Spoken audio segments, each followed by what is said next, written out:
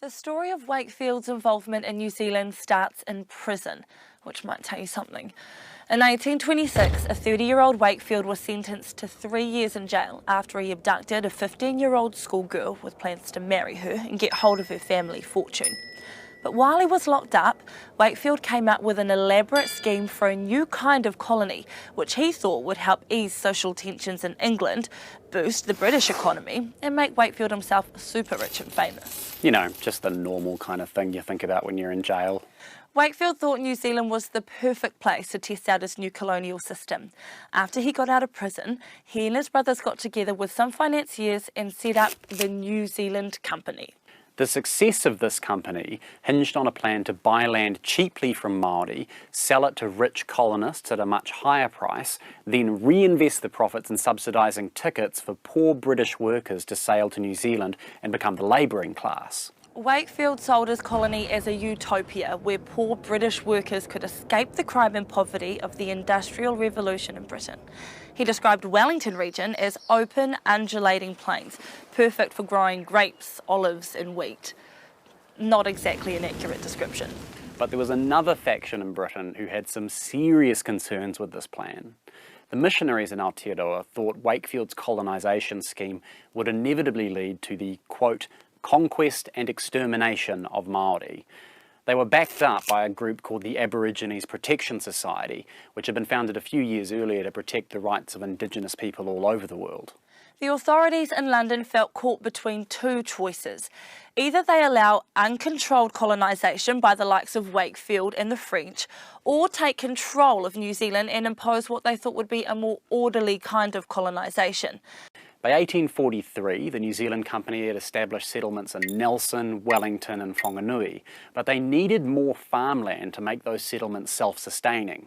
Luckily, the company had bought extra land in the fertile Wairoa Valley, or at least they thought they had. They got the deed to this land from the widow of a sailing captain, John Blenkinsop, who had supposedly bought it from Ngāti Toa in exchange for an obsolete cannon. Ngāti Toa's intention was merely to give them rights to water and timber, but Blenkinsop wrote a deed awarding himself the whole valley. Dodgy land deals like this were a big part of why Māori signed the Treaty of Waitangi. William Hobson had promised to investigate land sales and return any land which was held unjustly. But when the Ngāti Toa chiefs Te Rauparaha and Te Rangi Haiata asked the British to investigate, nothing was done. So Ngāti Toa burned down the huts of some New Zealand Company surveyors. The company tried to have those two rangatira arrested. Te Rangi Haiata and Te Rauparaha tried to resolve things peacefully, but a gunfight broke out and several people were killed, including one of Te Rangi Haiata's wives, Te Rongo Pāmamao. Te Rangi Haiata demanded utu for the killing of his wife, so all the New Zealand Company's men were executed. One of the Pākehā killed was Edward Wakefield's brother, Arthur. Yeah, these are actually his epaulets here. Luckily, this didn't kick off a full-on war. The new British governor investigated, determined the New Zealand Company had acted completely illegally, and urged both sides to stay peaceful. But just a few years later, in 1845, we see the first major war between Pākehā and Māori, the Northern War. In the 5 years following the signing of Te Tiriti, the British governors Hobson and Fitzroy started to impose their ideas of sovereignty. Hobson bought land from Ngāti Whātua at Tamaki and founded the city of Auckland, which he made the new capital of New Zealand. Then Fitzroy brought in new taxes and regulations to help fund his new government. This was all bad news for Ngāpuhi. The taxes and regulations cost them money, and shifting the capital away from Russell significantly disrupted their ability to trade. One of the people most frustrated was Hone Heke, the first rangatira to sign that treaty. To Ngāpuhi leaders like Heke, the British were going well beyond the authority they'd been granted in the Māori version of Te Tiriti. Heke and his powerful ally Te Ruki Kawati decided to push back. First, Heke did this sort of ceremonially by cutting down the flagstaff at the north end of Kororareka. He didn't just do this once though, he did it 3 times. Then he and Kawati launched a raid on the town, which was probably mostly a distraction so that Heke could cut down the flagstaff one more time. But things got out of hand, 11 people died, and it sparked the Northern War. Heke's strategy, however, divided Ngāpuhi, and lots of northern Māori fought on the British side under the leadership of Tāmati Wakanene. You see, Māori ally themselves with the British all through the New Zealand Wars, and they do this for lots of different reasons.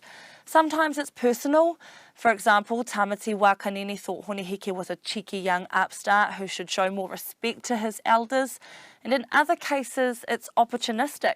Some rangatira allied with the British to settle old scores with rivals.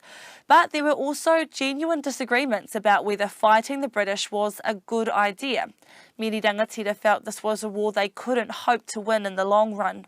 So, in the Northern War, it's Hone Heke, Te Rūki Kawati and their allies versus the British, Tāmati Wakanene and his allies. The British were expecting this to be a quick and easy campaign. They had more men, more guns, lots of artillery. But all that artillery turned out to be not as big a deal as hoped.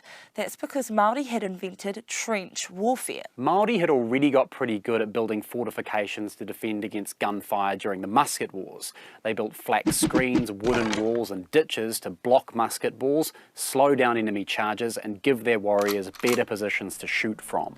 And in the Northern War, Hone Heke and Kawati doubled down. At Ohaiawai and Ruapekapeka, they dug anti-artillery bunkers, deep pits in the ground covered with thick logs and earth. These kind of defences were used throughout the New Zealand Wars. Often you see the British charging these pa, assuming the defenders had been blown to bits, only to be gunned down by the defenders.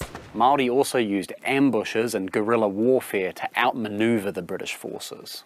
Thanks to tactics like these, the Northern War ended in a stalemate with a peace deal, and most British troops withdrew from Northland. The British didn't have the military, economic or political power to impose their will on Māori, at least not yet. Europeans were restricted to a few small settlements. But thanks to the New Zealand Company, Aotearoa's Pākehā population grew higher and higher. By 1858, Europeans would outnumber Māori in Aotearoa, and that would kick off the next phase of the New Zealand Wars.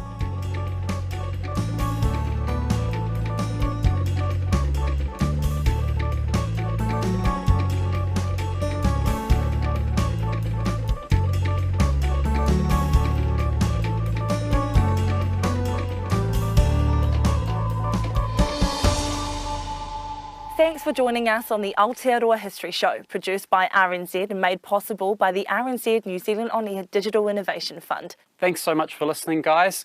Please hit like and subscribe and ring that little bell so you get notified about all of our videos in the future.